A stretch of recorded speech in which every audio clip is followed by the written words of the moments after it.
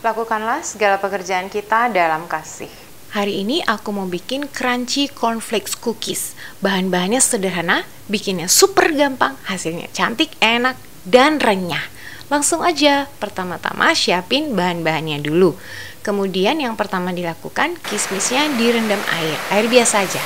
Lanjut, mixer gula dan mentega hingga lembut, ini sekitar 2 menit saja.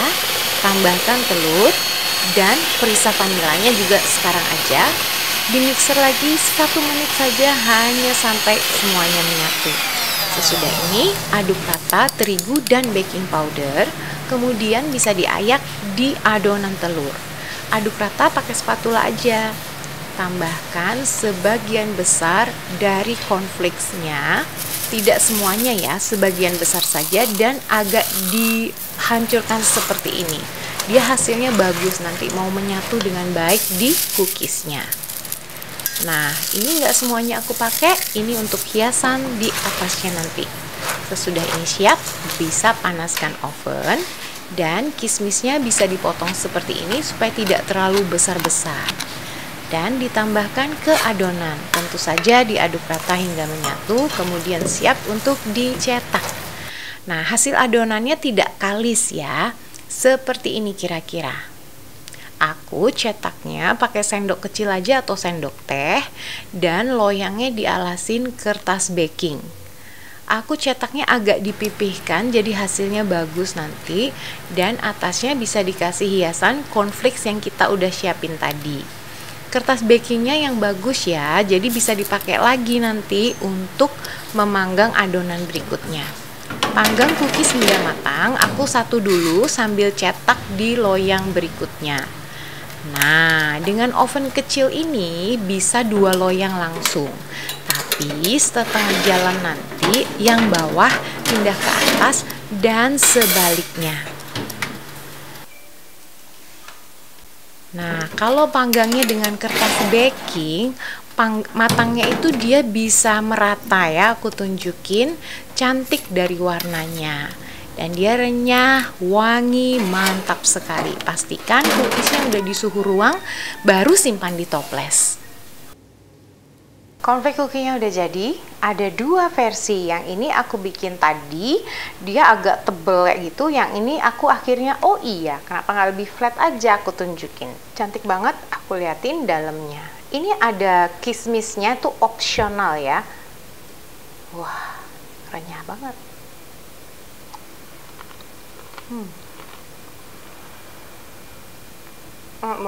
Wow, renyah banget, mantap. Nah, ini aku bikin tadi, dia agak tebel-tebel kayak gitu. Manggangnya dia agak lama ya, cari renyahnya itu. Dan yang di sini aku lebih suka karena aku bikinnya udah lebih tipis. Nah, ini juga dari bentuknya lebih cantik. Kayak gini, kan bisa lihat ya bedanya. Dan lebih matangnya lebih cepat. Jadi aku agak pipihkan sedikit tadi. Tapi semuanya sesuai selera. Nah, yang penting kalau bikin kue kering, ini menurut aku, jangan di suhu yang rendah seperti bikin bolu atau bikin chiffon cake kayak gitu. Jadi dia kalau terlalu rendah, apalagi ini ada baking powdernya, dia akan jadi melebar banget, dan dia itu nggak mau renyahnya itu jadi lama banget. Ini menurut aku 180 itu pas banget, 20-25 menit dia udah renyah. Kalau bikin kue kering, terus taunya seperti ini ya, aduh dia tuh kurang kriuk, kurang renyah kayak gitu, agak kayak melempem. Nggak apa-apa, namanya kue kering, bisa di oven lagi aja supaya dia agak lebih kering. Jadi itu aja sih tipsnya, dan resep ini sederhana banget, harus dicoba. Kismisnya itu opsional ya. Please teman-teman kalau udah nyobain resep ini, hashtag Dapur Teman Dina di Instagram, atau tag aja langsung Dapur Dina. Oh iya, aku pernah bikin juga yang cuman pakai kuning telur aja, dan cornflake-nya itu nggak dijadiin satu. Aku sertain aja videonya, di linknya ada di description box di bawah video ini. Jadi aku di luarnya aja dibalur dengan cornflake, itu pun bisa. Makasih. Teman-teman, kita sudah di akhir tahun ya, nggak terasa. Banyak sekali kita pasti deh punya kayak apa tuh, New Year's resolution, atau ya yang rencana-rencana ke depan, cita-cita, harapan kita di tahun depan. Dan biasanya sebelum melakukan itu pasti kita evaluasi dulu dong, apa yang terjadi di tahun ini, sampai sejauh ini, apa aja accomplishment kita, kayak gitu. Nah, itu kan biasanya buat yang setahun, ya nggak? Aku pengen tahu ya, apakah teman-teman ada yang punya kebiasaan itu bikin evaluasi tentang bukan hanya setahun kayak gitu, tapi malah setiap hari.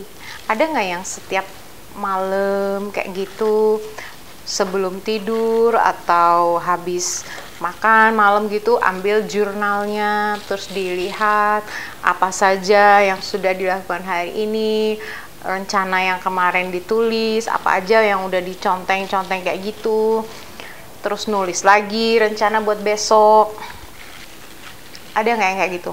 Aku yakin kalau kayak gitu pasti harinya tuh produktif sekali. Atau adakah yang malam-malam ngeril dulu, lihat cek IG dulu. Itu aku, itu kisah nyata. Tapi nggak selalu, nggak setiap hari. Tapi itu kayak bikin apa ya, menghibur, kayak relax gitu, lucu-lucu ya nggak sih? Sekarang tuh orang-orang bikin video tuh sangat kreatif. Tapi sebenarnya itu bukan bikin relax sebenarnya, karena katanya dari cahaya dari handphone itu, apalagi malam-malam, itu bukannya buat kita relax, malah mengganggu mata juga kita jadi susah tidur malamnya. Tapi yang aku mau bahas sebenarnya hari ini adalah tentang evaluasi hari. Jadi setiap malam, sekarang udah jarang kali yang punya jurnal ya, semuanya udah ada di Keep Notes, semuanya udah ada di telepon kayak gitu. Tapi aku yakin pasti deh ada yang melakukan, ada yang masih ngecek jurnalnya hari ini. Aku pengen bisa melakukannya secara rutin, karena sesuatu itu kalau dilakukan dengan tekun kayak gitu pasti hasilnya baik. Seperti sesederhana ngecek jurnal aja, kita punya rencana hari ini apa, terus malamnya dicek, oh kita bisa lihat bagaimana kita hari ini, produktif nggak, jadi berkat nggak, jaga hati dan pikiran nggak, gitu. Segitu aja sharingku teman-teman. Bagaimana dengan kalian? Bisa ditulis di kolom komentar di bawah video ini, apakah kalian seorang yang rajin menulis dan mengevaluasi hari, atau berencana pengen melakukannya, atau bahkan belum pernah melakukannya terus malah terinspirasi karena aku sharing di video ini. Apapun itu bisa ditulis di kolom komentar. Makasih.